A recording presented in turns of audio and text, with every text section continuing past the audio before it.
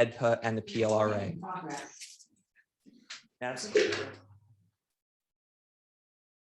Thank you.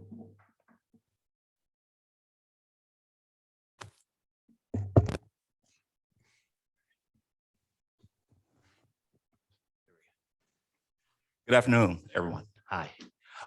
It's my pleasure and honor to introduce this panel who are going to be talking about the reform possibilities for Edpa and the PLRA after 25 years. I would like to introduce first Professor William Carter.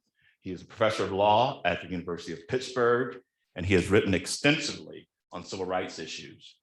His articles have appeared in leading law reviews, including the Columbia Law Review, the Emory Law Journal, the Harvard Civil Rights Civil Liberties Law Review, and the UCLA Law Review.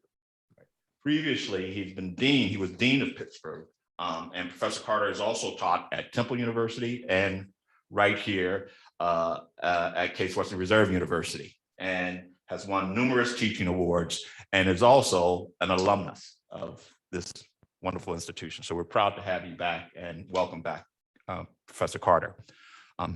Lee Kovarsky is the Bryan Smith Chair in Law and the co-director of the Capital Punishment Center at the University of Texas. And he is a leading scholar of the death penalty and habeas corpus. His teaching and writing also focuses on civil and criminal procedure, criminal justice, federal justice, and conflicts of law, federal jurisdiction, and conflicts of law. He is published in leading art journals such as the California Law Review, the Cornell Law Review, the Duke Law Journal, the New York University Law Review, the Notre Dame Law Review, the Stanford Law Review, the Texas Law Review, and the Vanderbilt Law Review, and the Virginia Law Review. Wonderful. He has co-authored 2 books, including a leading case book on federal habeas corpus. Professor Kovarsky actively litigates habeas and capital cases, including at the Supreme Court. Previously, he taught at New York University and also at the University of Maryland. Professor Kovarsky clerked for Judge Jerry E. Smith of the United States Court of Appeals for the Fifth Circuit. Paul J. Larkin, Jr., who is with us via Zoom and virtually, is the John, Barbara, and Victoria Rumpel Senior Legal Research Fellow in the Meese Center for Legal and Judicial Studies at the Heritage Foundation. And he works on criminal justice policy, drug policy, and regulatory policy. He previously had extensive experience in the federal government, and he argued 27 cases before the US Supreme Court as an assistant to the Solicitor General, and was also an attorney in the organized crime and racketeering section of the Department of Justice. In addition, he was counsel to the Senate Judiciary Committee and a special agent for criminal enforcement at the Environmental Protection Agency. Mr. Larkin began his career as a law clerk to Judge Robert H. Bork of the United States Court of Appeals for the District of Columbia Circuit. And last but not least, Judge J. Phillip Calabrese, and he's with the United States District Court for the Northern District of Ohio here. And he also serves here as an adjunct professor of law. Before his appointment to the federal bench, Judge Calabrese served on the Cuyahoga County Court of Common Pleas and was an active litigator with several leading Cleveland-based firms. He is a former president of the Northern District of Ohio chapter of the Federal Bar Association. After graduating from Harvard Law School, he served as law clerk to Judge Alice M. Bouchelder in the United States Court of Appeals for the Sixth Circuit. Please join me in welcoming our panelists. We will begin with remarks and reflections from Professor Carter.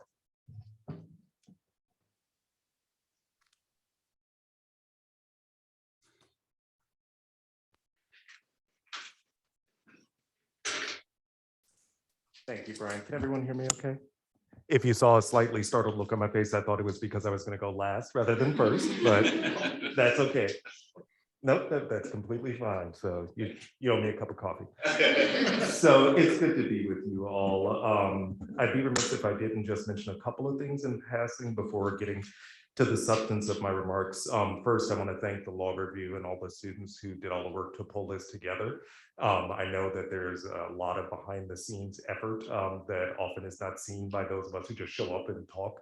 So I want to thank you all for everything you've done. Secondly, I want to thank the school for inviting me back to my alma mater. It's always a pleasure to be here. It's a little weird to be here in this room because this is where I had 1L constitutional law with Professor Edpa. So no, you cannot call on me. I will not be answering Socratic questions today. But it's always a pleasure to be back home.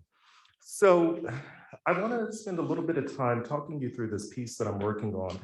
And I should note at the outset also that unlike my co-panelists, I really don't have deep expertise in the PLRA and AEDPA. It's something I've followed over the years, but I've never litigated these kinds of cases. And this is my first foray in writing in this space. So I'd really appreciate any feedback or questions that you all have. What I do have a bit of expertise in thinking about, though, are issues of constitutional law, race in the law, and equality that I believe are implicated by these statutes, and the way that they deprive a group that is generally considered to be socially alienated outsiders of the normal litigation and adjudicative rights that other members of society enjoy. So I'm not going to be diving deeply into specific sections of these statutes, but rather looking at them holistically and considering the effects that they have, in particular, through the lens of what is my expertise, the law and history of slavery. A few notes at the outset. As I'm discussing these things, I want to be clear that I'm not suggesting that prisoners are slaves, nor am I comparing the conditions of incarceration to slavery. Rather, I'm bringing to bear some of the lessons that I've learned in studying the history of slavery to suggest, at minimum, that we should always be very thoughtful and cautious when we see legislation that singles out one alienated group or class for different procedural and substantive protections in our court system.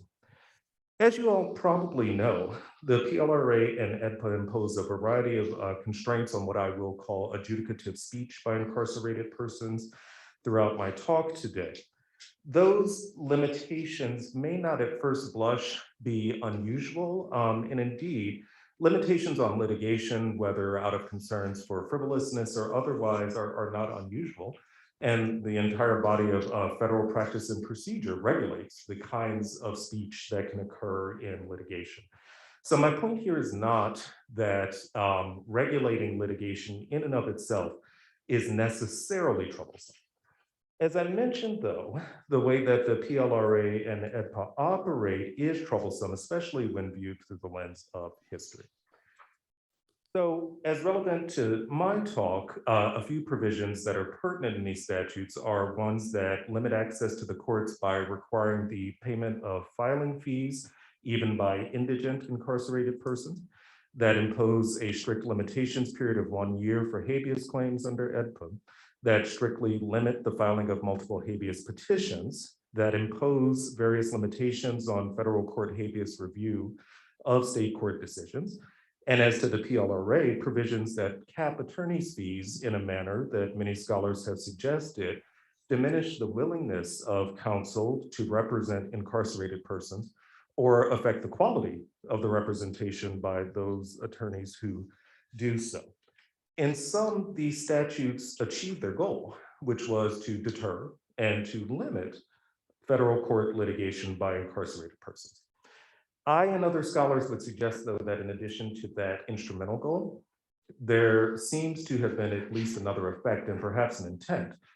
That is that statutes of this nature that single out a particular class for wholesale and sui generis limitations upon their adjudicative rights serve as an additional form of punishment above and beyond the punishment that was issued at sentence by demeaning and degrading the individual's worth via subjecting them to a different set of rules that convey their status as lesser members of society. In order for any of that to be persuasive, the foundation is understanding that the Supreme Court's cases, as well as our constitutional tradition, often treat litigation as a form of expression. And in terms of litigation as expression, such litigation is thought to serve several purposes, two of which are particularly pertinent to the subject of my talk today. The first relates to the democratic process. Adjudicative speech can relate to the democratic process in a variety of ways. Such litigation can serve as a form of dissent against the government, especially when the government is your jailer. It can serve as a means to galvanize political change. It can serve as a way to focus public attention on the claims of the plaintiff's class. And in the case of collective litigation, it can also serve to amplify persons' voices through association in a manner that the Supreme Court has said in NAACP versus Button is akin to the functioning of a political party. And indeed, the Supreme Court, in its jurisprudence prior to the PLRA, expressly recognized that incarcerated persons' adjudicative speech can be a form of political participation. When the court in McCarthy versus Madigan stated that because a prisoner is ordinarily divested of the privilege to vote, the right to file a court action might be said to be his remaining most fundamental political right, which is preservative of all his other rights. Freedom of expression also serves as an aspect of individual dignity and autonomy. And this view was noted in a concurrence by Justice Marshall in Procunier versus Martinez, where rather than focusing upon the First Amendment rights of correspondence with incarcerated persons, which is where the majority focused, he suggested that censorship of prisoner mail works a direct First Amendment violation upon the rights of the incarcerated person, reasoning that the First Amendment serves not only the instrumental needs of the polity, but also those of the human spirit, a spirit that demands self-expression. When the prison gates slam behind an inmate, he does not lose his human quality. His mind does not become closed to ideas. His intellect does not cease to feed upon a free and open interchange of opinions, nor is his quest for self-realization concluded. If anything, Justice Marshall continued, the needs for identity and self-respect are more compelling in the dehumanizing prison environment than for the rest of us. So if one were to accept that the democratic self-governance and dignity rationales for protecting freedom of expression apply with equal force to incarcerated persons' expressive activities, the next question would become whether the PLRA and EDPA's limitations on adjudicative speech do in fact implicate First Amendment values. I contend that they do. And for the sake of time, I will not review all of the court's cases discussing litigation as expression. I've mentioned NAACP versus Button previously, which noted that particularly for subordinated and disenfranchised groups, litigation may indeed be their only effective form of expression. And other scholars have delved more deeply into the court's cases and theory as to why adjudication does indeed further expressive First Amendment values. The PLRA, by limiting such adjudicative expression by a distinct and despised group, infringes upon those putative rights. Now,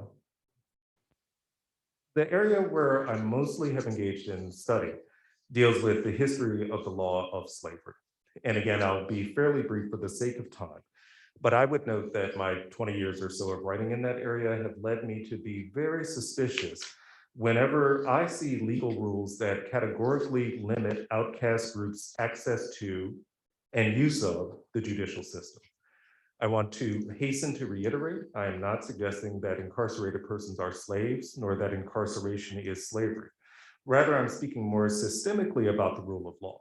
When we tend to see wholesale disenfranchisement from the normal procedural and substantive rules that apply to all others, there is usually something else going on. That something else in the case of slavery was the civil death of enslaved persons, whereby a single trait, that is Blackness, was used to define one's status before the law for all time with no possibility of redemption as a member of civil society. Here I'm quoting Dr. Orlando Patterson's masterwork, Slavery and Social Death, which I can highly recommend to your attention if you're interested in these issues. So during the American slave regime, the slave codes imposed a great variety of limitations directly upon enslaved persons and free Blacks' speech, but also directly targeted the adjudicative speech that enslaved persons and again, free Blacks could engage within. In Pennsylvania, for example, there was a separate system of slave courts, which free Blacks were also subject to, outside of and beyond the regular state court system.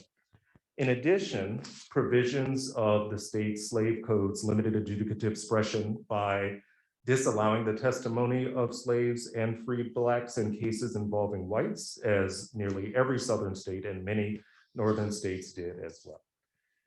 In addition, the federal Fugitive Slave Acts, both the earlier one and this Fugitive Slave Act of 1850, also tilted the scales of litigation against the person seeking to make a claim to freedom.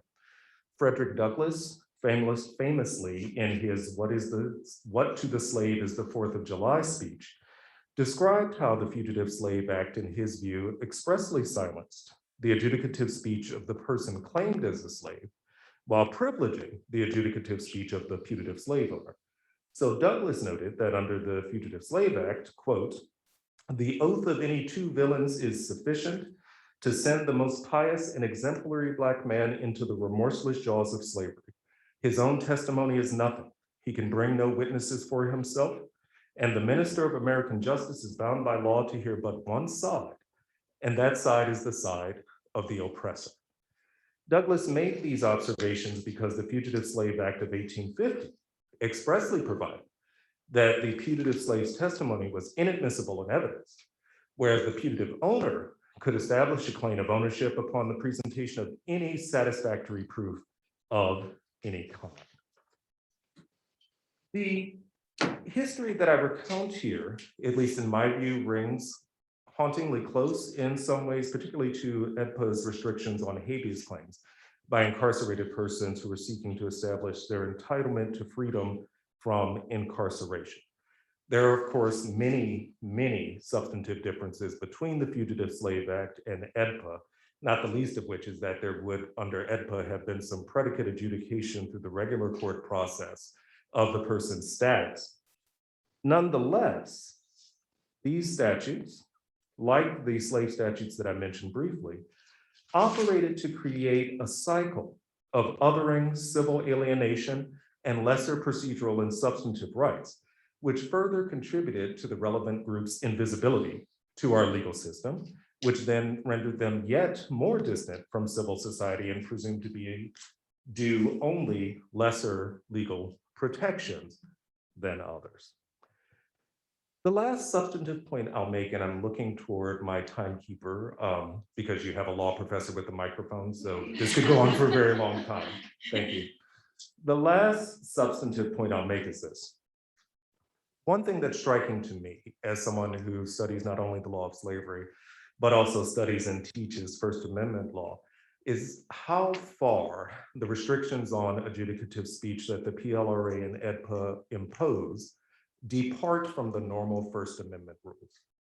And I will, for the sake of time, not dive deeply into the First Amendment doctrine, but I would note that these statutes, if applied to non-incarcerated persons, would almost surely be analyzed by the Supreme Court as content-based restrictions on expression, viewpoint-based restrictions on expression, and speaker-based restrictions upon expression, all of which the Supreme Court has said in the ordinary context are highly suspect and subject to strict scrutiny.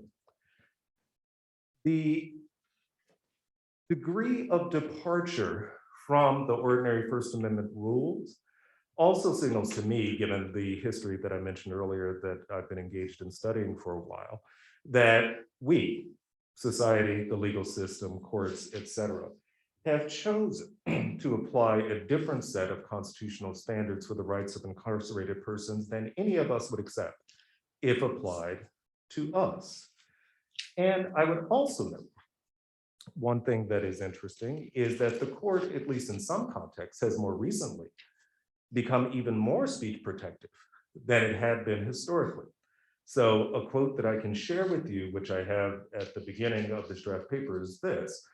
The Supreme Court has stated, quote, that by taking the right to speak from some and giving it to others, the government deprives the disadvantaged person or class of the right to use speech to strive to establish their worth, standing, and respect for their voice.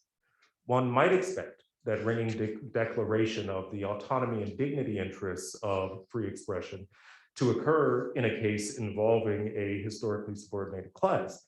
It was not. That is a quote from Citizens United. And so at bottom, I ask, can we not agree that incarcerated individuals at minimum are entitled to similar respect for their adjudicative expression as, for example, corporations, labor unions, and others have under the court's more speech protective recent jurisprudence? Last, the question by implication then, if you agree with me, is why? Why does our legal system tolerate this differential treatment of incarcerated persons' adjudicative rights? Why was the PLRA passed in the first place? As to the second question, I assume that other panelists will discuss the legislative history of the PLRA. I can tell you there ain't much.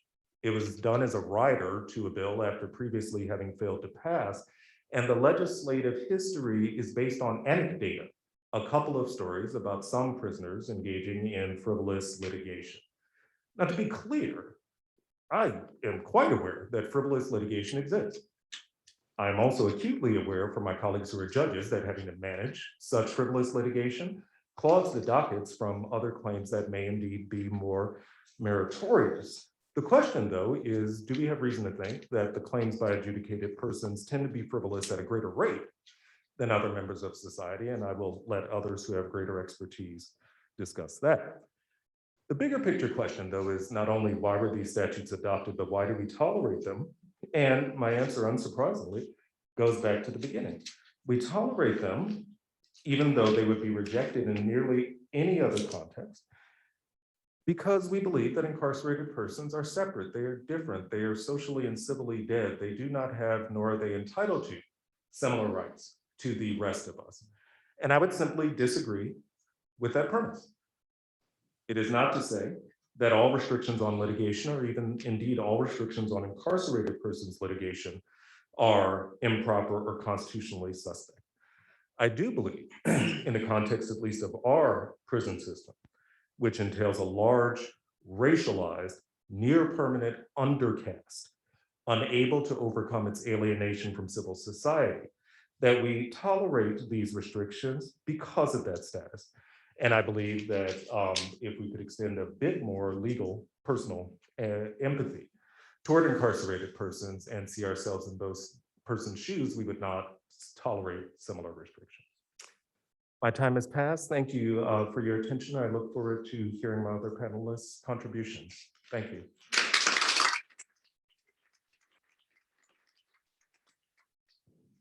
Thank you, Professor Carter. Now we'll hear from Professor Kovarsky.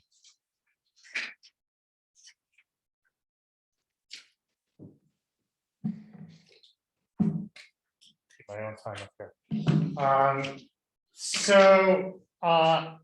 If we're going to panel up Edpa during the October 2021 term of the United States Supreme Court, we ought to at least discuss the terms Edpa blockbuster, which is a case called Shin versus Ramirez. And Ramirez, moreover, is an Edpa case that will tell us a lot how this particular mix of justices is likely to interpret the habeas statute. After all, the blockbuster habeas case from last term, which is the only term we've had this mix of justices, was actually not an Edpa case. It was about retroactivity, which is a judge-constructed doctrine that is largely unregulated by statute. So one reason I want to talk about Shin versus Ramirez is that it's timely. Another reason I want to talk about it is that it nicely centers some of the court's stranger interpretive practices in habeas statute cases. A couple more things before I get started in earnest. First, one of the things that you can ordinarily say about Edpa cases is because they are so excessively proceduralist, some people really miss the icebergs.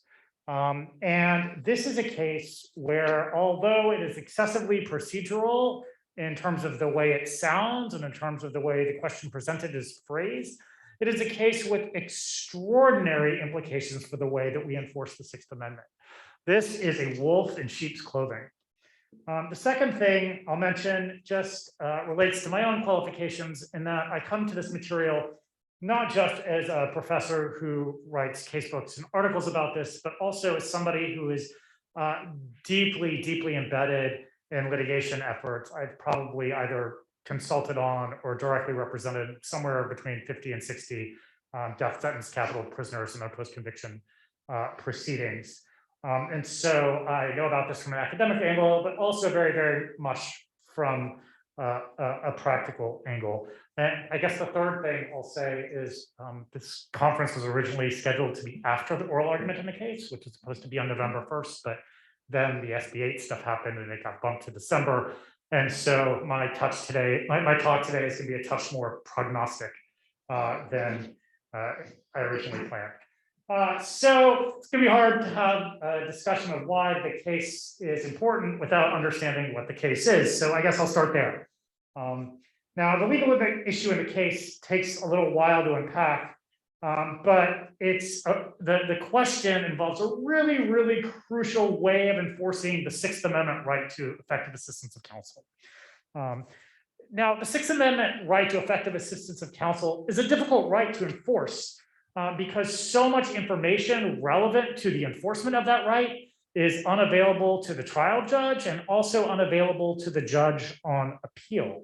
And so the crucial forums for enforcing that Sixth Amendment right to effective assistance of counsel are often collateral, that is state post-conviction and federal habeas proceedings. And there are a couple of reasons for that. So first, a Sixth Amendment claimant has to show that trial counsel performed efficiently, and also that that deficiency prejudiced the outcome of the case. And the evidence of those elements often sits far outside the trial record. And so it's a claim that the trial judge and the court directly reviewing the conviction can't really evaluate. Second is because the lawyers who defend the offender at trial and then on appeal are often the same, we don't ordinarily expect lawyers to accuse themselves of ineffective representation. And so there are these very deeply embedded structural reasons why we rely on collateral proceedings in order to enforce this particular Sixth Amendment right. And in fact, there are really two collateral forums for a person convicted in state court: state post-conviction proceedings and federal habeas proceedings. Well, actually, the state post-conviction forum for enforcing the Sixth Amendment right isn't that great either. Why? Because there's no constitutional right to counsel in a state post-conviction proceeding, where the representation is notoriously awful. How can you rely on a forum to enforce a first order right to counsel when you can't actually get a good lawyer in the enforcement proceeding? So for a long time, the Supreme Court, notwithstanding the state of affairs, refused to open the federal habeas forum up as an alternative site of Sixth Amendment enforcement. Specifically, it insisted that the state prisoner had to bear responsibility for the mistakes of their post-conviction lawyer. Then about 10 years ago, the Supreme Court decides this case called Martinez v. Ryan. And there, the court held that a federal judge could review a forfeited Sixth Amendment claim if the forfeiture was a result of deficient state post-conviction representation. Well, Martinez was styled and was understood as a rule that clients aren't at fault when their post-conviction lawyers forfeit Sixth Amendment ineffective assistance of counsel claims. And Martinez was therefore a desperately needed dose of enforcement for the right to counsel. So what does this have to do with Shin versus Ramirez? Well, dating back over 50 years, there have been parallel rules for defaulting claims and for defaulting evidence in support of those claims. And among other things, that meant that both types of defaults had the same standard for attributing lawyer mistakes to clients. AEDPA included statutory language that restricted the right to introduce evidence on defaulted evidence, but not on defaulted claims. And so Ramirez turns on the language of that restriction on the introduction of evidence, which is 28 USC 2254 E2, which makes it really hard to introduce new federal evidence if a prisoner, quote, failed to develop, unquote, the factual predicate of a claim in state court.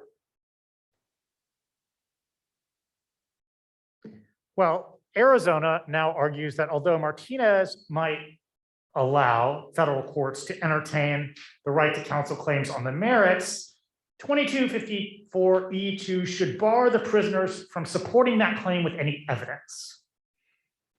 After all, the argument goes, a statute is a statute, and the statute says what Arizona says it says, and if it's a bad policy, it's for Congress to change. Now, on the one hand, no jurisdiction actually uses the rule that Arizona is asking the Supreme Court to adopt in this case. On the other hand, there is a pre-Martinez case saying that the mistakes of post-conviction attorney agents are charged to their client principals.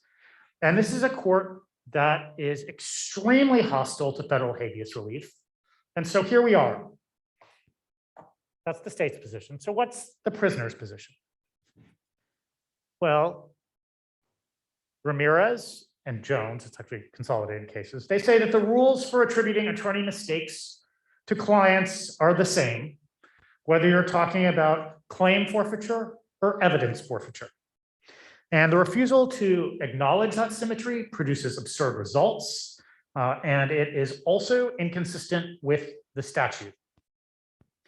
Specifically, the phrase in the statute, fail to develop, is ripped directly from a case called Keeney versus Tamayo Reyes, which says both that it is a rule for attributing the fault of lawyers to prisoners, and that that rule of fault attribution is supposed to be the same whether you're talking about defaulting claims or whether you're talking about defaulting facts.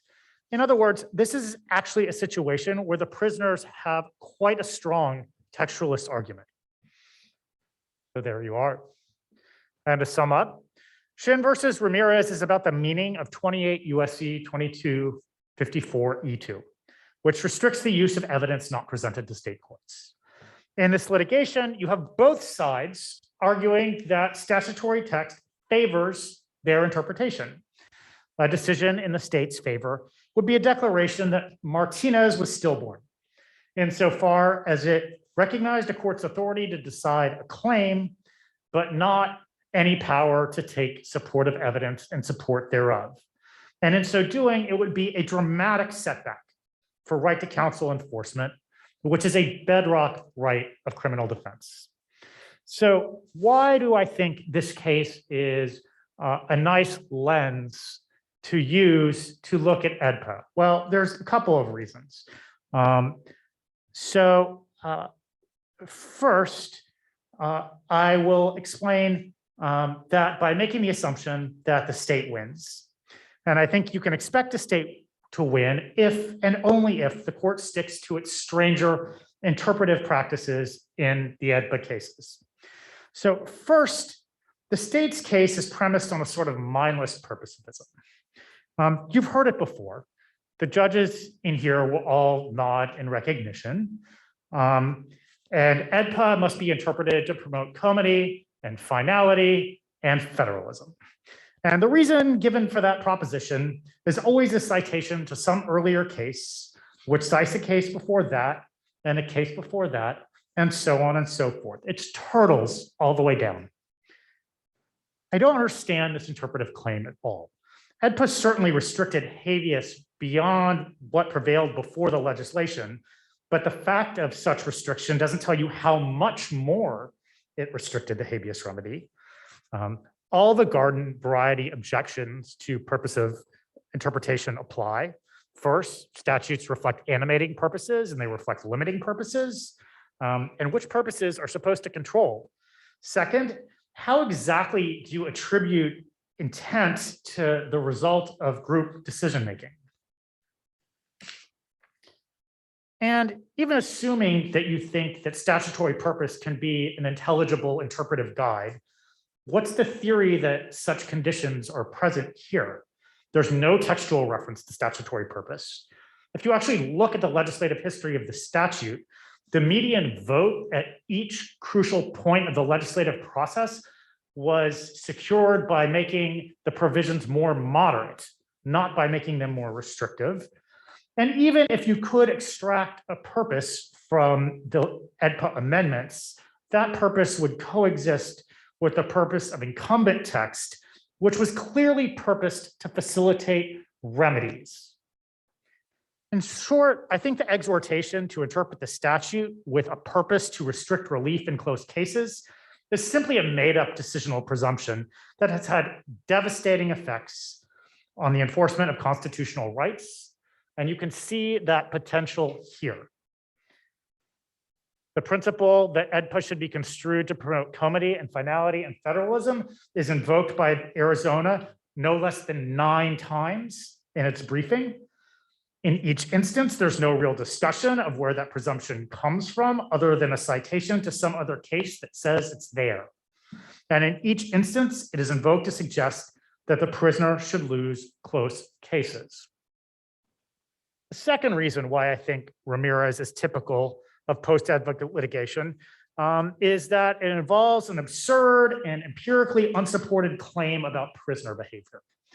The basic thrust of these claims about prisoner behavior involves some variation of the following idea.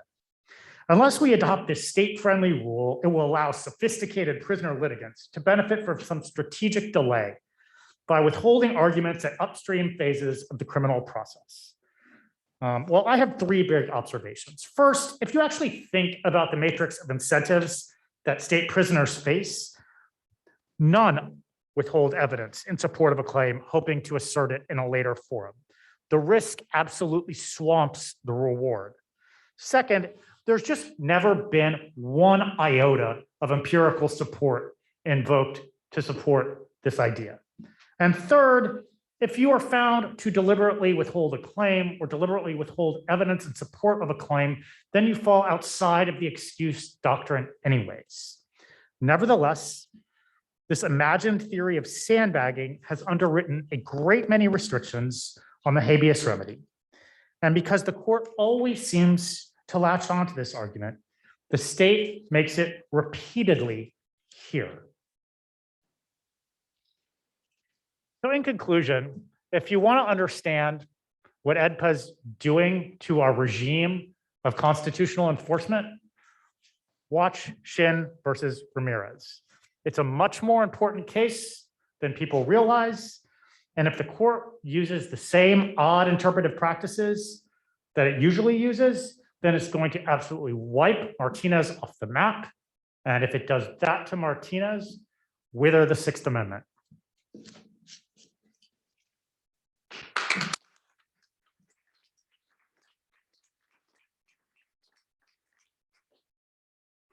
Thank you, Professor Kovarsky. Next, we'll be hearing from Mr. Larkin, who is with us virtually. Carry it away. Thank you very much. I'm honored for the opportunity to be here today. And I want to thank all the people who not only invited me, but put this conference together. There's an old saying in the military, amateurs talk strategy, professionals talk logistics. And all the administration officials, faculty, and students who helped pull this together deserve kudos for pulling together a great conference, and I want to make sure they get them. So thank you all very much. Let me say, I'm going to talk probably at a more 30,000-foot level than some of my predecessors, and mostly as a matter of history. I'm going to talk about AEDPA, but explain why it is not such a demonical act of Congress as many people have always said.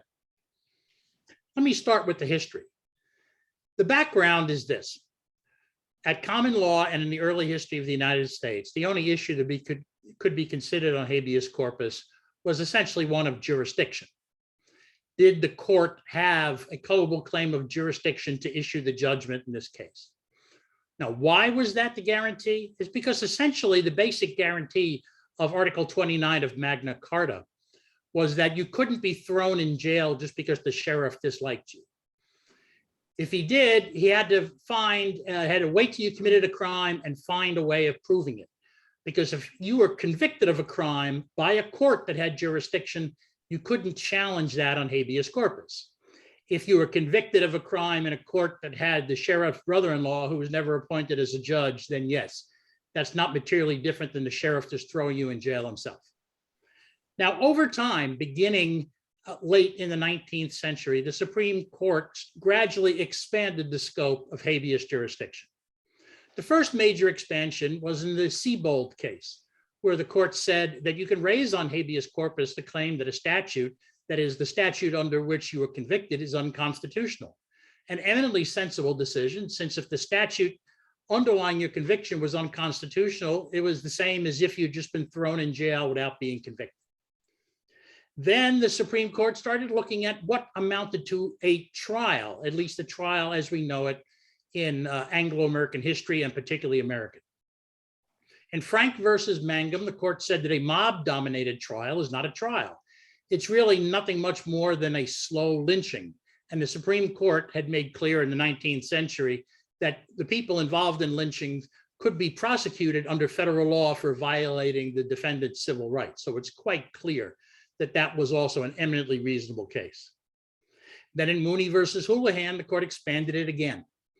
This time to say that if the government relies on perjured testimony to prove your guilt, you have not received the trial that we expect Americans should receive. Why? It's not materially different from saying there's not any evidence.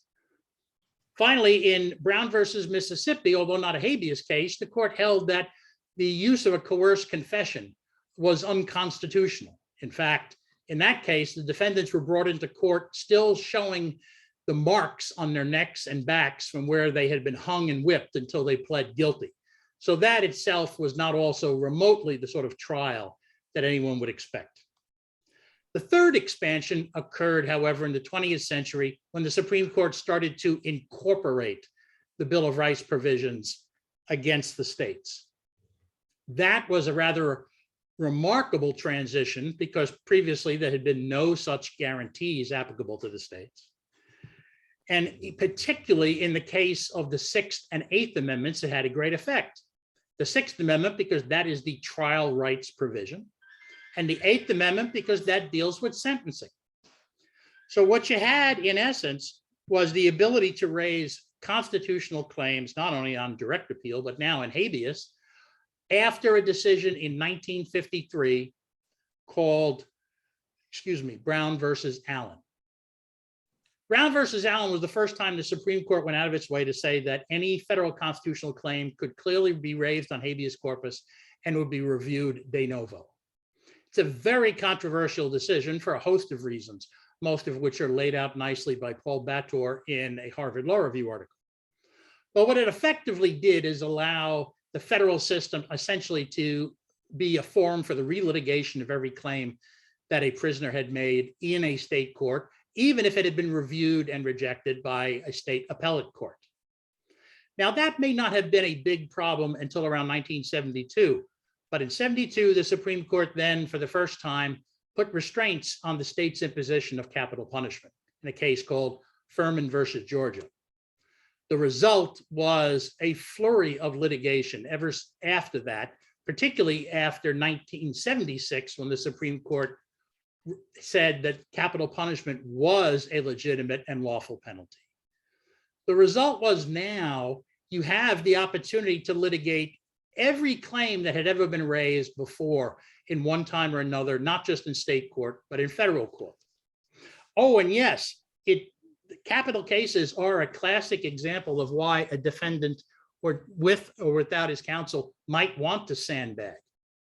If you have a defendant that has a serious mental illness of some type, or at least a serious mental problem, let me put it that way, but is, somewhere in the neighborhood of being a pure sociopath, you don't want to introduce any evidence of psychiatric, through psychiatric testimony to prove that at the initial sentencing stage, because the prosecution is then going to be able to introduce its own psychiatric testimony to show that someone is a sociopath. And therefore, the person is going to be in a worse position than if he'd introduced no such evidence, because the jury is going to probably decide the defendant has to be executed because he is clearly a danger, not just to us if he's relieved, but to anybody he comes into contact with. And then, of course, if you don't introduce it at trial and raise the issue on direct appeal, you have a claim that you can raise under the Sixth Amendment on the ground your counsel was ineffective in not raising it. So there clearly are circumstances where it is to a defendant's advantage not to raise a claim like that at trial or on the direct appeal. But put that aside. The problem that we wound up with after Brown versus Allen was a search for what philosophers would call ultimate truth. There is, in fact, no guarantee that relitigating an issue is going to give you the right result the second time, or that if you relitigate it a third time, that result is not even going to be better. There is no ultimate truth in this regard in life, and law doesn't demand it. Think about the most basic rule of criminal procedure known to the public. The prosecution must prove a defendant's guilt beyond a reasonable doubt. It is beyond a reasonable doubt, not beyond any doubt. Think about how that rule is enforced in habeas corpus. Courts can look to see whether a reasonable jury could have found the defendant guilty of the charged crime. It's not whether the court on direct appeal or in habeas corpus actually believed that the defendant was guilty. It's whether a reasonable jury could have come to that conclusion.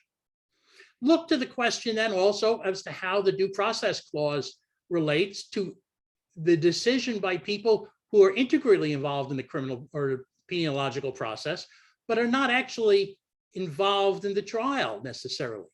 In Washington versus Harper, the Supreme Court said that a state can administer potentially dangerous medication to ensure the competency of someone who is in prison. The Supreme Court later twice extended that to people who have been charged with a crime and not yet even convicted of anything, in order to make sure that the person is not a danger to himself or others, or in order to restore his competency to be tried. In the Harper case, the Supreme Court expressly rejected the question of whether or not the standard should be purely legal. It said, no, a physician's judgment as to whether this is medically appropriate for that purpose is far more likely to be the correct judgment than a lawyer's judgment. So there was nothing improper about relying on evidence that was presented to a committee of psychiatrists who then made the decision. Now, we're all familiar with the statement from Robert Jackson that he wrote in his concurring opinion in the Brown versus Allen case, where he said, quote, "We are not final because we are infallible. We are infallible only because we are final." What maybe people are not as familiar with is the later statement he wrote in the same opinion. Quote, "In considering a remedy for habeas corpus problems, it is prudent to assume that the scope and reach of the 14th Amendment will continue to be unknown and unknowable, that what seems established by one decision is apt to be unsettled by another, and that its interpretation will be more or less swayed by contemporary intellectual fashions and political currents." What the AEDPA essentially does is recognize the fact that reasonable jurists can disagree over what the proper rule of law is or how it should be applied in particular cases. And what the AEDPA does is say, as long as the state has a corrective process, and as long as the judges who rule on a claim have reached a reasonable result, federal courts will not be able to second guess that. Keep in mind that in a whole series of cases prior to Brown versus Allen, the Supreme Court had said that the opportunity to raise a claim and have it fairly resolved in the state courts was more than adequate to satisfy any concern that maybe a federal claim was not properly considered. In fact, in Frank versus Mangum, the first case that expanded the reach of habeas corpus to include what is and is not a trial, the court went out of its way to say that Georgia had provided just such a mechanism. So reasonable people can disagree over the facts, the application of the law to the facts, and the law. And what Congress decided was, if that's the case, there is no need in order to have a complete second de novo review. Now, EDPA has been criticized as being unconstitutional on at least two grounds. One is it violates the suspension clause. It amounts to Congress suspending the writ of habeas corpus. Of course, a premise of that entire argument is that the suspension clause essentially is a ratchet. And whatever the Supreme Court has said it means, that the habeas statute means that Congress has no authority to reduce that. It's an odd argument to make, given the fact that there is and has never been a constitutional right to appeal, and that there was no habeas review of state convictions until the Habeas Corpus Act of 1867, or actually, since it was suspended for a while after, until 1885. So the suspension clause argument is not a powerful one. Finally, it's also been argued that it violates the Article 3 Judicial Power Clause or the Due Process Clause, because it directs a court to enter a judgment that the court deems mistaken. The problem there is also in the Constitution is the Article 4 Full Faith and Credit Clause, which requires federal courts to respect judgments entered in other courts, even if the court thinks it would have decided the matter differently. So it's difficult to interpret the Article 3 Judicial Power Clause and the Due Process Clause as containing a right to de novo review of claims raised in criminal cases, when certainly in civil cases, the Full Faith and Credit Clause would require a court to accept the judgment that it thinks is wrong. For these reasons, I disagree with the people who say that EDPA has simply nullified the protection of constitutional rights. I mean, even in capital cases, if you take a look, the Supreme Court has for some time now become the final court of review in capital cases. It has taken numerous capital cases that wouldn't normally satisfy the criteria that the court uses in deciding whether to allocate time to hear a case, simply because it thinks that someone was improperly convicted. And that's entirely reasonable. If the Supreme Court wants to use its docket that way, it's their call.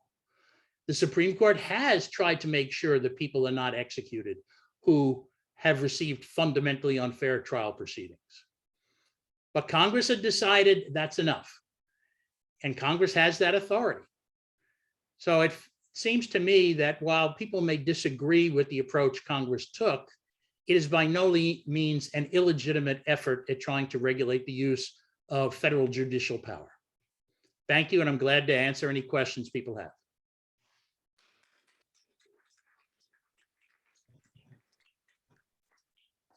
Thank you, Mr. Larkin. And finally, we'll hear from Judge Calabrese.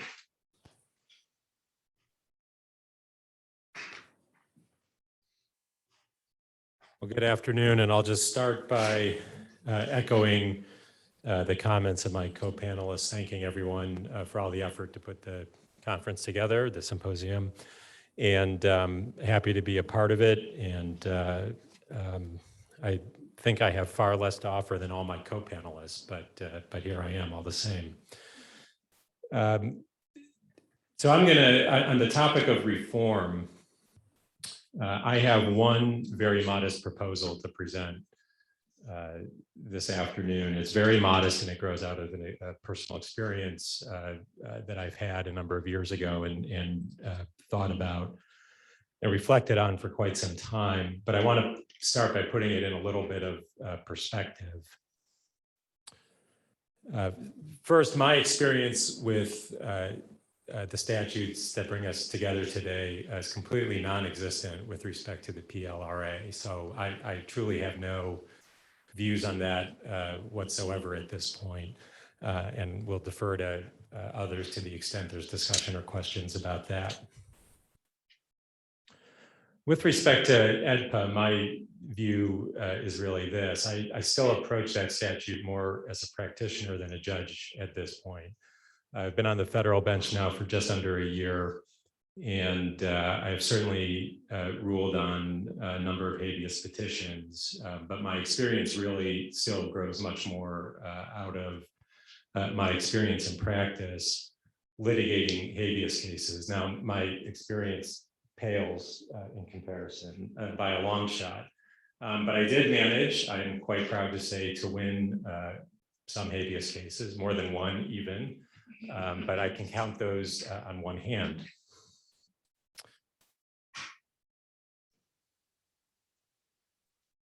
And I want to tee up my proposal by providing a little bit of background on one very narrow aspect of the statute of the AEDPA.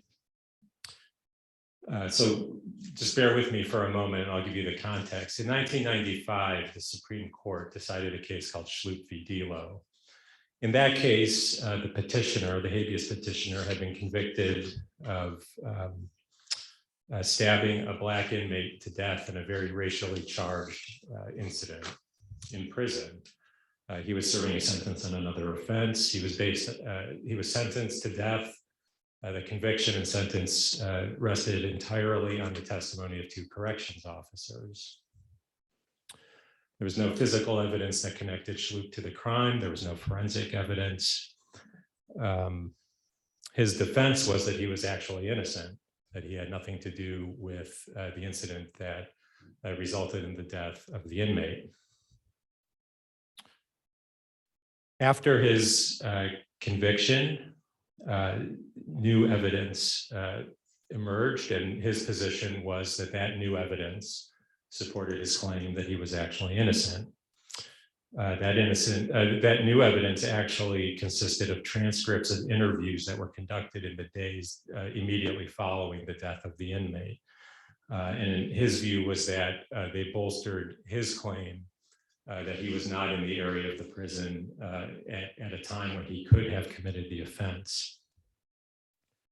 He also provided, as part of his claim, his new evidence, that he provided affidavits from 2 African-American inmates who witnessed the murder of the other inmate and said that the petitioner, Schlup, did not commit the murder.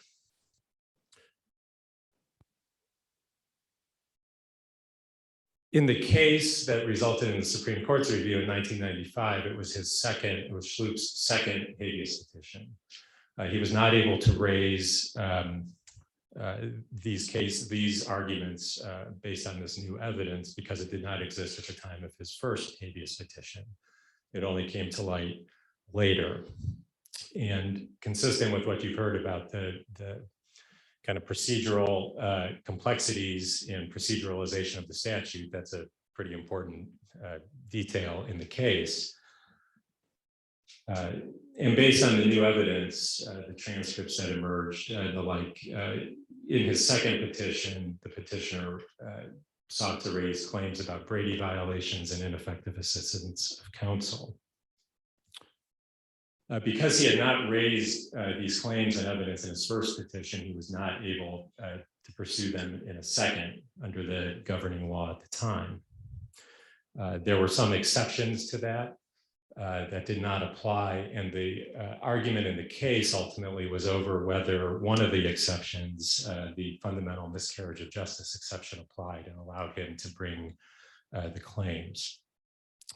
Now, one thing that's important to understand here is that although Schlup's contention was that he did not commit the offense, that he was actually innocent of the crime for which he had been convicted, his claim in this case, again, consistent with the proceduralization of the writ, was not that he was entitled to a writ because he was innocent.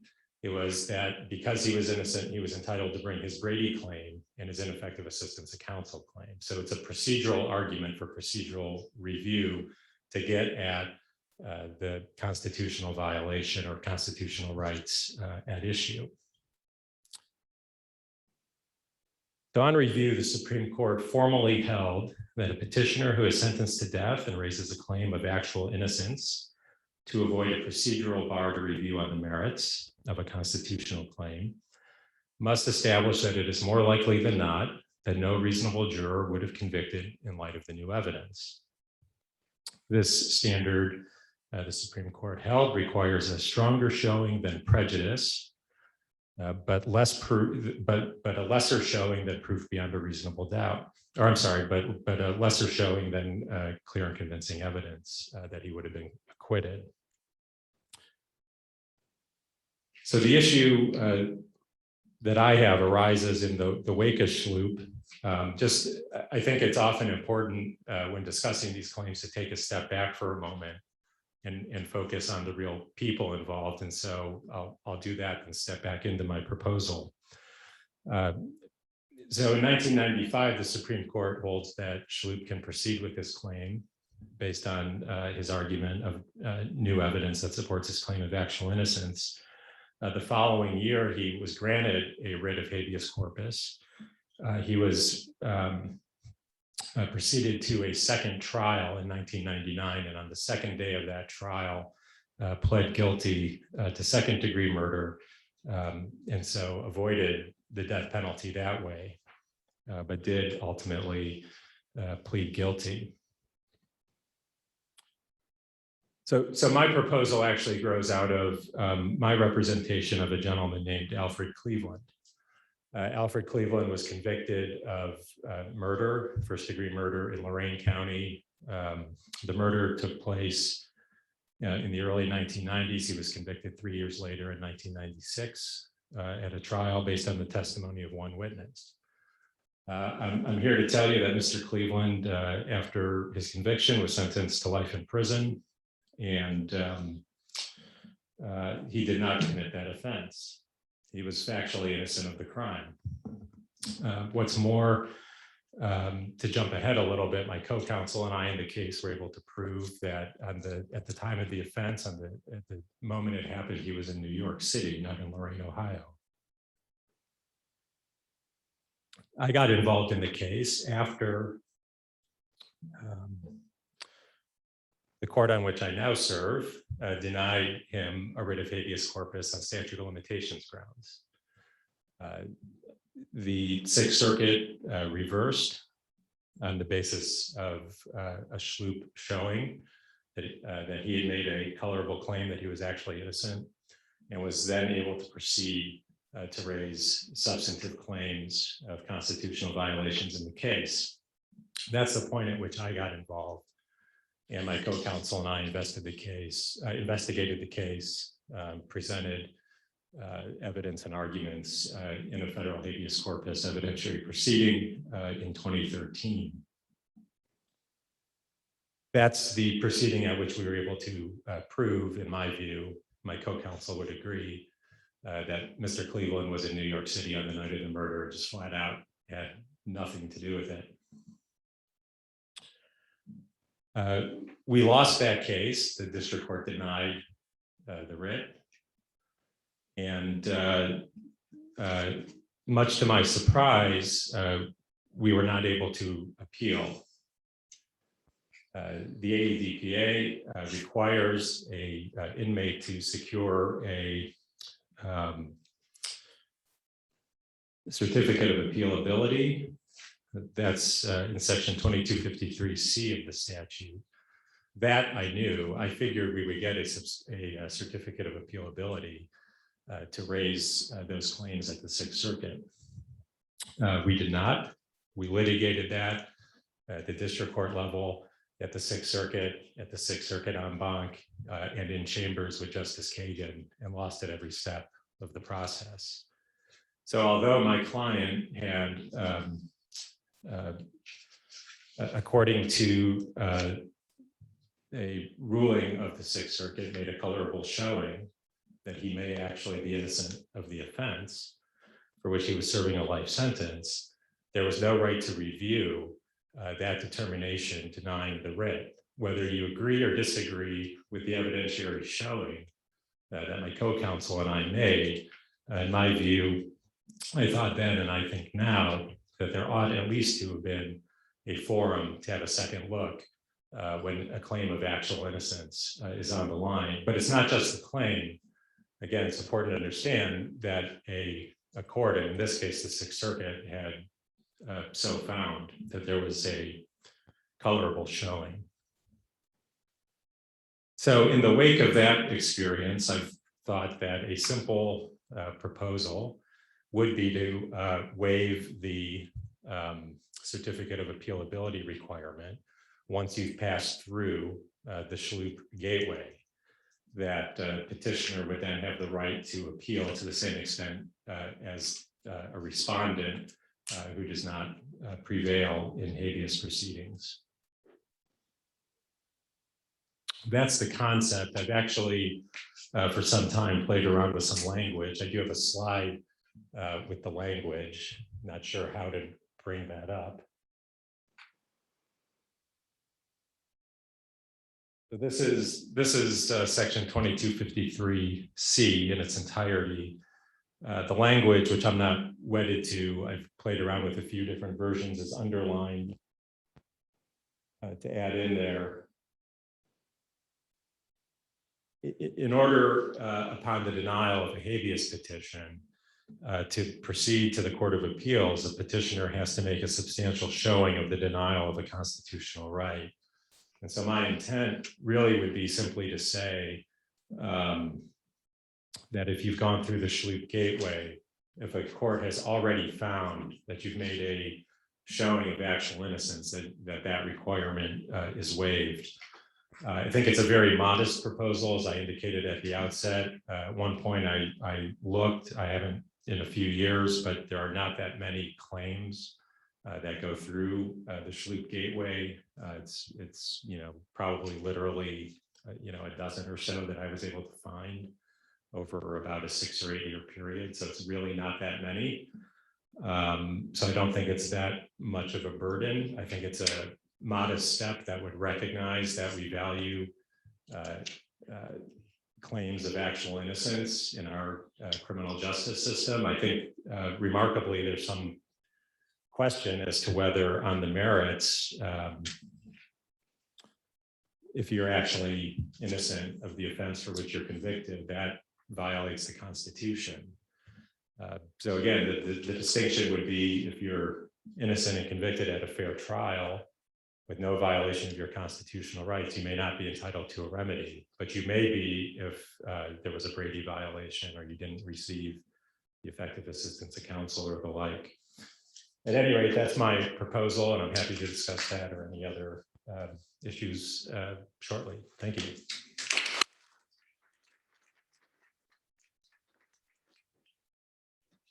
Thank you, panelists.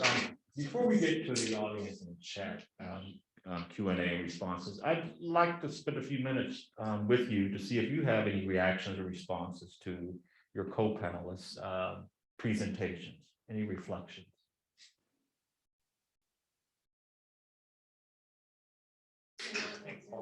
Okay, yeah, Mr. Larkin? Oh, you're muted. I like the judge's proposal. Thought it was sensible. You may be the first one. I'll take it. Can I see if I can generate a area of agreement between Paul and I? Paul, I think you've done a nice job explaining the arguments for why, if a claim of constitutional error is reviewed with sufficient process and decided in state court, why it may not make sense from a judicial resources or even a human knowledge standpoint to review that claim again in federal court, right? Like, just serial relitigation doesn't give you a better answer unless there's some reason to believe the prior litigation wasn't procedurally sound. But in situations where you're talking about applying AEDPA, and specifically, I know you're talking about 2254D, where you're talking about applying that when there has been no state process or where the state process was procedurally defective.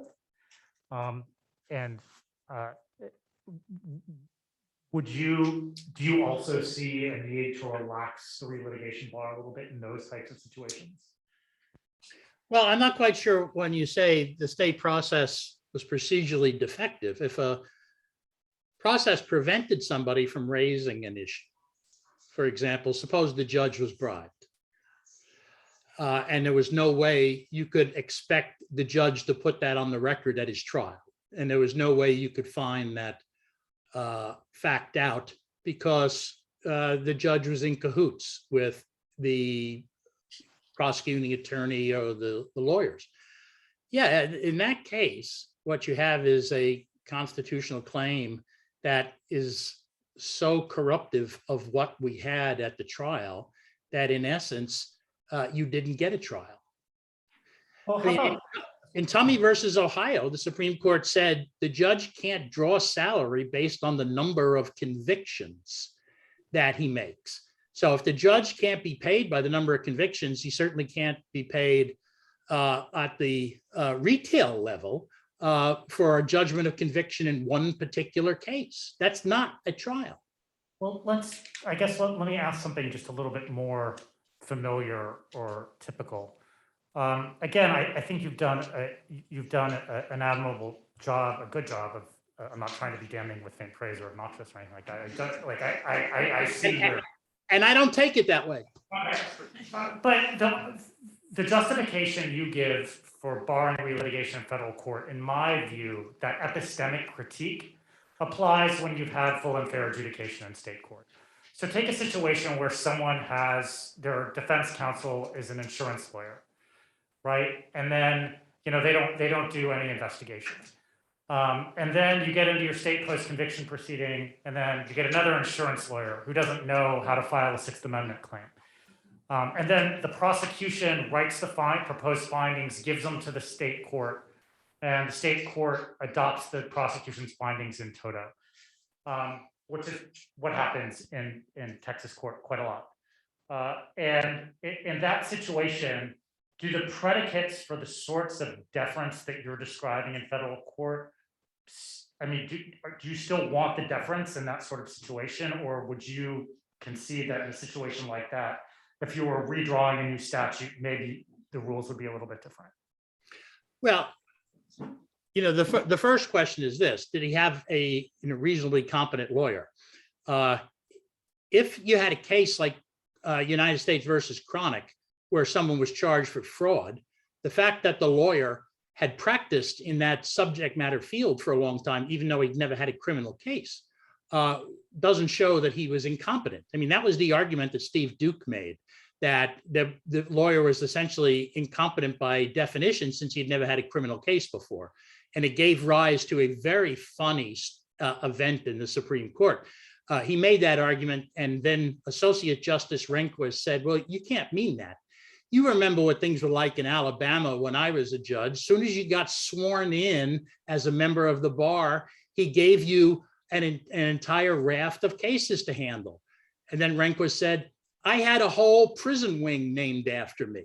So yeah, the idea that you need a quality lawyer is a good one, but it doesn't necessarily mean you need somebody who's long in the tooth in criminal cases. Now, if what you have is sort of a good old boy system whereby it's almost like the old vaudeville routine where the two comedians come out and one says 33 and the other says 47, they know the joke so much and the line so well, they don't even need to say them, they just need to give numbers, then you don't really effectively have a trial. And I think that's what you have to raise on direct appeal in the state system and then up to the Supreme Court. Or if it really is just a sham, then you have the argument that this was entirely a sham. But you've got a jury. They have to persuade the jury. And if the defendant can't show that there was any difference in the evidence because he was caught red-handed, it's not clear to me that what district court judges have told me is a slow guilty plea really is unconstitutional. I guess, Paul, what I'm asking is if the evidence of ineffective assistance of counsel is outside the record, if they didn't investigate, you can't appeal that because the deficiency and the prejudice associated with that are totally outside the record. You have to have a collateral proceeding for them.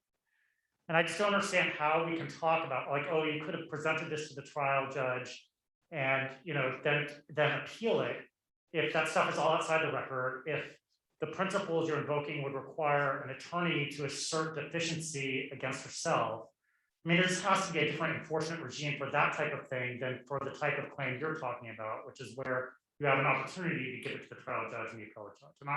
I don't know. No, I think I understand now better what you're getting at.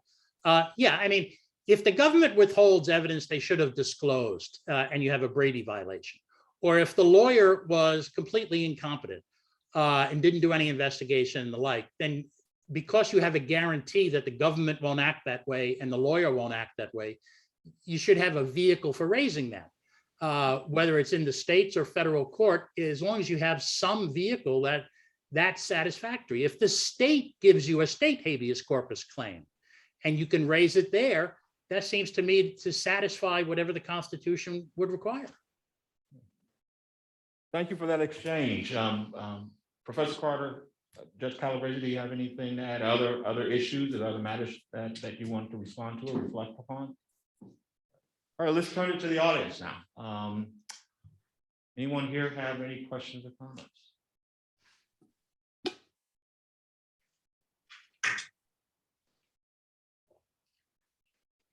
Maybe you didn't serve enough coffee at lunch. Here it comes. I think there are a few in the chat as well. So our second panel today discussed for a bit the gatekeeping function that EDPA does serve, and the ADA commented that he thinks that gatekeeping function is necessary to a certain extent. And the other party did kind of agree with that as well, that cases can get lost in the shuffle.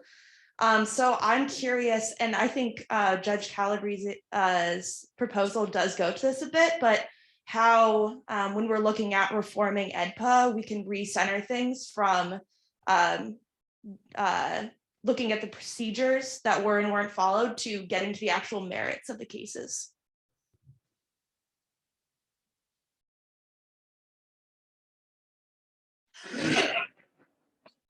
Good. So I will say one of my preliminary views that I have formed on the bench is that I agree that the gatekeeping function is necessary and appropriate. And I know that Judge Moore is in the audience. I think that the certificate of appealability does serve some salutary function that way. You know, one of the concerns that I share overall the goal of getting to less procedural review and more merits review in this and a few other contexts as well for various reasons. I think it becomes a little bit tricky. I guess the one thing I would put on the table in response to what Mr. Larkin was suggesting is probably an additional argument on his side as a matter of federal constitutional law. Now, if there's Fed courts professors in the room, I'm going to really open up a can of worms here. But as a matter of Article 3, in my view, the state courts are presumed to be equally as competent and capable of vindicating federal constitutional rights as the federal courts are. So I think that adds a significant procedural wrinkle. And I'm not sure I have any better answer for you ultimately, other than as between developing a complicated web of procedural knots and arguments that are most often used to avoid getting to the merits. You know, in my view, you just need some judgment at the end of the day as to when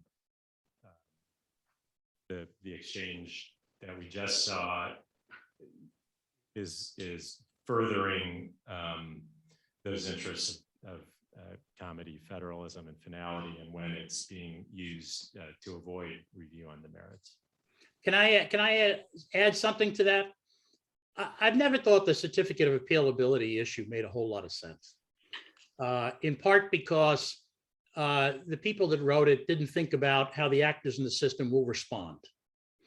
When Congress passed the Sentencing Reform Act of 1984, it said you needed the personal approval of the Solicitor General in order for the government to take an appeal to a circuit court to challenge a sentence.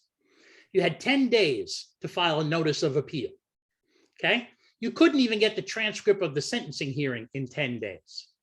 So the result was every time and I know this well because I handled all the sentencing appeals from November 1 of 87 when the law went into effect through 93. So what happened was every time the US attorney wanted to appeal, they would tell us and we would just automatically file the notice of appeal and then decide later whether to prosecute it because we had an impossible deadline to meet. And the problem here is you're forcing judges to decide whether they should entertain an appeal before they know anything about the case. And so a lot of them will just automatically give you a certificate of appealability, and I can't blame them for it. mean, you shouldn't adopt rules that make sense without thinking about how people are going to respond to the rule. And they're going to respond to the rule that way. And that completely defeats the purpose of the rule. So why do it? I do agree. The one, maybe two brief comments. One, again, I haven't had that many cases on the federal bench yet, but I've not yet issued a certificate of appealability. That goes to that screening or gatekeeping function. But it does also, very much my experience in practice was lead to a collateral round of litigation, generally to a motions panel at the Court of Appeals. In the Fifth Circuit, I mean, just to speak to it, I actually agree with, Mr. Larkin, 100% on this particular issue. I can say, I think the practice and COA practice varies a lot across appellate jurisdictions. For example, the Fifth Circuit always denies COA, and people on the defense side are furious about it. But at the same time, when they deny COA in capital cases, it doesn't even go to the motions panel. It gets full plenary review by a 3-judge panel if it's a capital case. So you're basically getting the same review you would have gotten anyway. So I think you use a nice word, salutary effect to the granting of the COA. There's some symbolic effect, especially when the case goes up on cert for a COA to have been granted and then denied on the merits. But I'm not sure in the end how different the treatment of the case is, at least in the appeals court, in capital cases. It may be very different in non-capital cases. But the COA requirement seems to not do that much for me. The one thing I would really like to see is you have, so the reality of Edpa was, the legislative history was Timothy McVeigh detonates the Oklahoma City, the a bomb at the Oklahoma City building in 1995, I think. And this is just after Newt Gingrich and Compact with America Republicans sweep into power. It's the first time they've held Congress in 40 years. And there's kind of like this, they realize they're going to get to stick everything in this piece of legislation that's going to sail through Congress. And they have a very tough on crime president, Clinton there, who's going to sign it. And so, they hit the drafting room and they sort of, because they want to get it on this particular piece of anti-terrorist legislation, they basically craft all of these legislative provisions really quickly, and it's really disjointed. So like whatever you think about the merit of procedural restrictions, it would be nice if those procedural restrictions were like synced up, so they didn't create these like weird procedural anomalies, such as the one that's being litigated in Shin versus Ramirez. Like another problem is if you take seriously the idea that you might be able to present a claim to the court but not introduce evidence in support of that claim, even if you satisfy the Schlupp gateway for actual innocence, you might have overwhelming evidence that you're actually innocent, but then you would be foreclosed by the evidentiary hearing provision from presenting that evidence. Like that can't be right. Like no rational person would intend that, and no court would uphold that if actually confronted with it. So it seems like there at least has to be some tinkering with the procedural provisions to harmonize them a little bit. There was another question up here. Want to go to the any questions in the chat, or do we?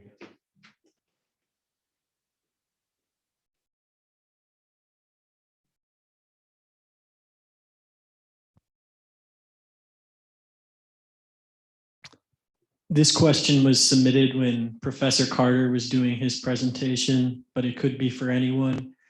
Should prisons be required to provide real useful training to inmates or inmate law clerks on the complex issues of AEDPA and the PLRA? I can respond briefly again with the caveat that this is not my area of deep expertise. Should they be required? That is a bridge I don't know that I'm quite ready to walk across. It implicates a lot of things that require a lot of thought. Then the question would be, if they choose to do so, would it be beneficial? Should it be provided to inmates or counsel? I have an alternate proposal quoting one of my students' papers in my seminar this semester, who proposed a corps of lawyers that are funded to handle and specialize only in inmate prisoner litigation. So a sort of civilian corps of lawyers who can build that big, deep bench of expertise to really deal with the degree of complexity that these kinds of cases present. So that's one alternative that might achieve the same goal. other responses or reactions to that question? And it implicates how you think about, I mean, one of the things about this conversation, it's actually one of the reasons I'm really glad that you're on the panel, is because how we think of the resources we give to people to litigate their grievance cases and against their convictions is part of a broader rethinking of our attitude towards. And I mean, we're in a pretty sad place right now in terms of how we think about reintegration and reentry. And I one can only hope, I like you don't know, well, I know where I want to go with that actually. But I do think there's like this gets swept in the broader rethinking of what we're doing with people when we deposit them in America's prisons. You have 2.3 million people in custody, and like what obligations do we have to them when we put them there?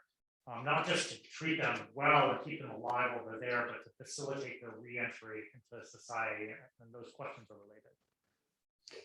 Can I just throw something in? You're talking about money. I think a better use of whatever money you would use to fund the in-prison lawyer you're talking about would be to give it to public defenders so that they can hire an additional lawyer and reduce the caseloads that they have. Or they can hire an investigator who can actually go out and do the investigation. At the front end of the process, these people haven't been convicted of anything yet. And I think, you know, every dollar you spend on the back end is one less dollar than you can spend on the front end. And that's where the money really needs to go, I think. Why not both? Another question, unless we have any other from the audience first. I've got a So this- question. It's Nancy King. Can you hear me? Yeah. Oh, Yeah, I just wanted to say, Mr. Larkin, I agree with you about what might be a advisable spending policy is to really invest in the front end more than we do today, and not concentrate so much on the back end where it's far too late for most people and doesn't touch the mass of people who are incarcerated and involved in the criminal justice system who don't stay in prison long enough to seek post-conviction review. And the other thing I wanted to say is I too like the judge's proposal about certificates of appealability. I think it's important to focus on innocence. I know it's not something every federal judge agrees should be the subject of habeas scrutiny, but I think that needs to change. It's changing slightly over time, and we'll see if there's more developments in that direction. Anyway, I just wanted to indicate my agreement with those points. Thank you both for your contributions, and for everyone on the panel. It was wonderful. thank you. We have about 2 minutes remaining. So my question is basically 2254 has that sort of adjudication on the merits requirement, and I'm curious, what precisely does that mean, and do we have a high enough standard for what adjudication on the merits at the state level is to actually effectuate EDPA's goal? I feel like people are looking at me again. Well, I think the standard for adjudication on the merits is actually exceedingly low. I think that is, as the Supreme Court is increasingly gravitated towards Mr. Larkin's sort of view about what habeas should be, there's been this sort of retrenchment. And if you believe there's been an adjudication on the merits, that's what triggers all of this philosophy about how additional increments of process aren't going to yield any additional truth. And so I think there's been this push to say, okay, even if it's a little questionable about whether the merits have been decided, or like we're going to have to make some inferences about like what was the court actually deciding when it put out this decision, we're going to say it was deciding the merits, because the second you say you decided the merits, then you said, okay, like a jurisdictionally competent court has issued potentially conclusive judgment under the full, that gets full faith and credit under our, our federalism. And so I think it's, as a descriptive matter, the threshold is getting lower. Personally, I think it's too low. but I don't think I'm surprising anybody. Well, we'll let that be the last word, and we want to thank the panelists again for your time and your thoughts. It was my pleasure. Thank you. Do we do a break now, or? All right, we'll take a short break, and we'll be reconvening for the final panel, I believe at 3 o'clock. At 3 o'clock.